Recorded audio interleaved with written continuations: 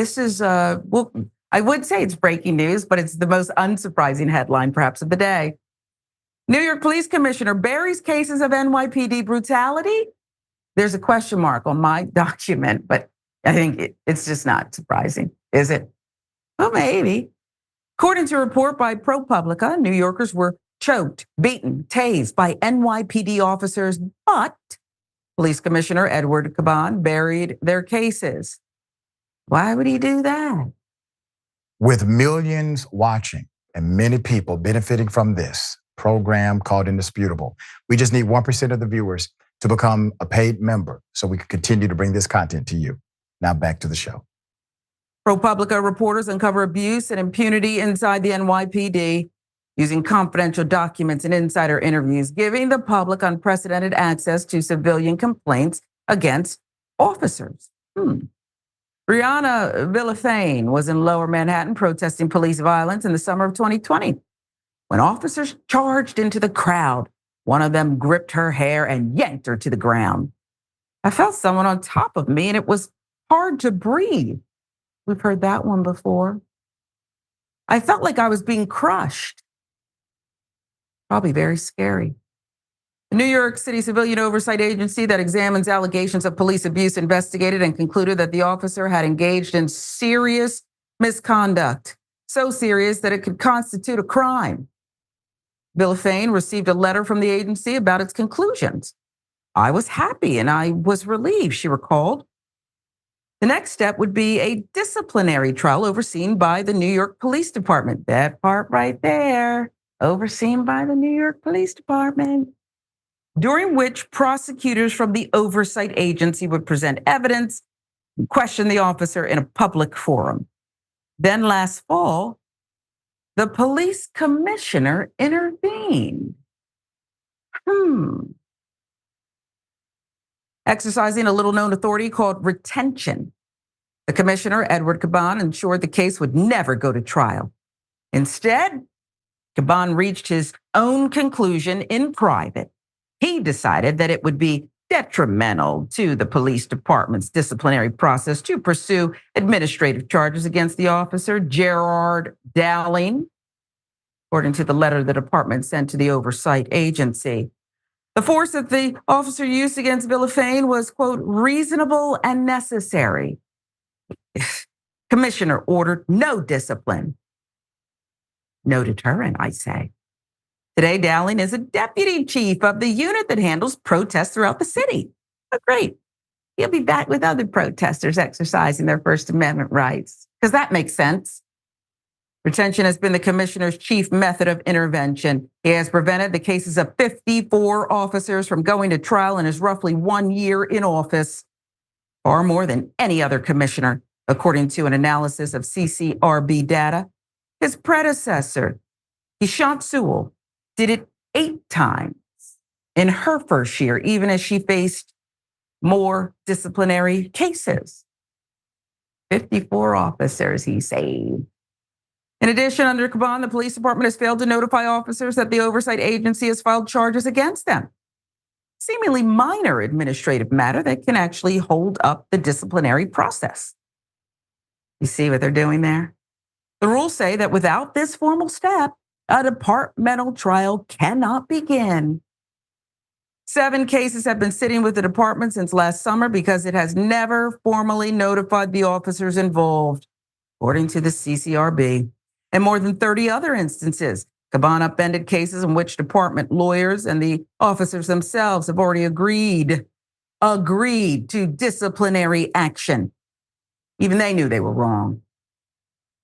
Most times the commissioner has done so in at least a decade. In one episode, the CCRB found that an officer had shocked an unarmed man with a taser 4 times while he was trying to back away.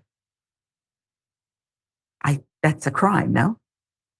The review board found that the officer, Raul Torres, should face trial, but the police department has yet to move the case forward. In fact, Harvin learned from a reporter. They take care of their own, he said, shaking his head.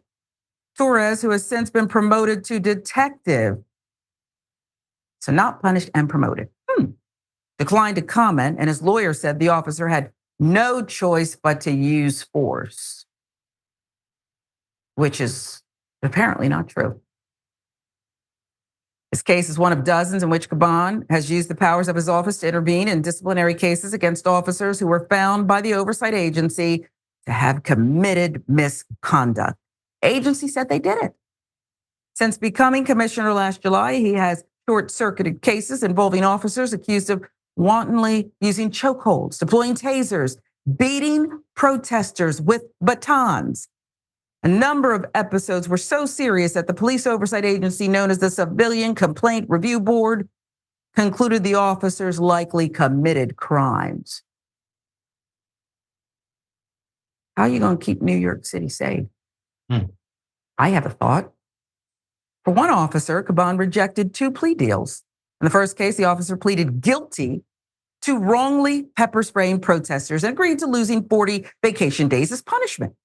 But Caban overturned the deal and reduced the penalty to just 10 days. In the second, the officer pleaded guilty to using a baton against Black Lives Matter protesters without police necessity. Caban threw out that agreement, which called for 15 vacation days to be forfeited. His office wrote that it wasn't clear that the officer had actually hit the protesters, contrary to what the officer himself already admitted in the plea deal. The commissioner ordered no discipline. New Yorkers, be careful out there. Bolo, bolo. At this point, we have to issue a bolo. If you see someone in uniform, I understand this isn't everybody, but because of this commissioner, be on the lookout, okay? I don't know if that's going to save you, but you might want to moonwalk back, hide perhaps, hope they don't see you, because anyone apparently could be subjected to this farce. In a statement to ProPublica, a spokesperson for the mayor's office defended the police department and Caban's record. Here we go with Mayor Adams again. I done told you SNL was right. I thought it was too harsh when he first took office and they mocked him. But it was true. This is what SNL was telling us through the comedy, but this is not a laughing matter.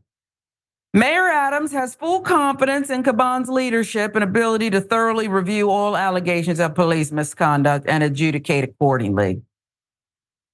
Okay, Mayor.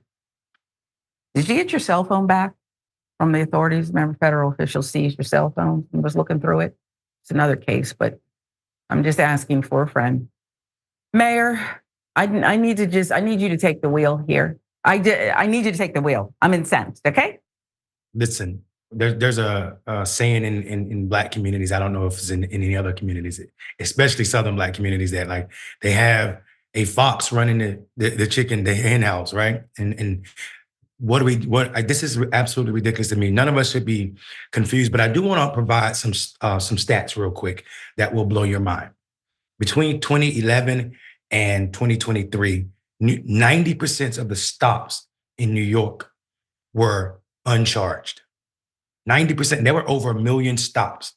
Majority, of course, Black and brown people, 90% of them were uncharged. That means you better believe, and 53 of them, they use force. So you better believe there are more cases than what we're looking at that have been buried. And I think for the mayor, who himself is a former officer, but he's also a Black person, he's reminding us, and I gotta be in full, transparency. I text this guy regularly in our Black mayor's phone chain. But I gotta be honest, you're showing up like a police, not like a Black person in this case.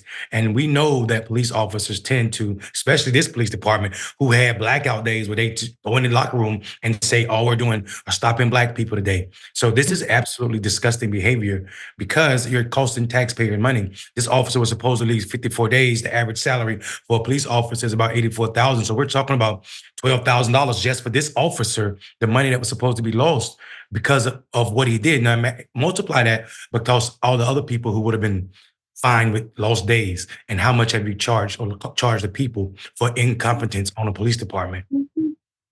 Then let's not forget the payouts. You said something that I was going to apologize. This is a colleague of yours for saying that SNL skit was right. Here's what you said that made me at least feel good, though. Because you can text him, I believe that 2 mayors, Black mayors can make an impact on each other. I don't know what impact he can make on you, Mayor, but my hope is, and I mean this, that you will continue that dialogue. That's the best thing I would ask for. I'm disgusted that this commissioner, you're going to put out a statement. Can you please ask him, man? I'm not going to tell you how to talk to your colleague, but you're going to put out a statement saying, I have full confidence. You have full confidence that he's going to keep burying stuff on good citizens of New York City? I'll give you the last word, Mayor, because I don't leave my house, so I don't ever run into these people, okay? So I say a lot of things, but I really am angry about this. Yeah. And I mean, we have the right to be, especially from Mayor Eric Adams. And that brother has probably the largest, job of any mayor in this country, or most mayors in the world, actually. But I would say to him, I would challenge him, because he is a brother who is hyperly aware of what it means to be Black man in America. I've been in intimate spaces with this brother. We've had cigars together. So, and he understands what it means to be Black man. He has a Black son, so he understands very vividly what can happen just for being who we are. So I charge him with higher standards. Mayor, he was beaten. I remember when he was a candidate and they put him before myself and my colleague on a national morning show we were hosting. And I was looking at my notes prior to the show, and I was skeptical. One eyebrow was raised. Maybe the Botox wore off. That I don't know. I don't always keep up with treatments and stuff. Was I getting Botox back then? At any rate, once he told the story, Mayor, about how he was badly beaten by police, and for some reason it made him say, I'm going to join the force and do better. That's what hurts me. So I get what you're saying. He does understand, but I want you two to stay in contact. This is why you're a leader. This is why you're a good leader. You're not turning your back. And maybe my emotional quotient's too low, because I would have said, zip it, and walked away. Don't do that. Don't do it.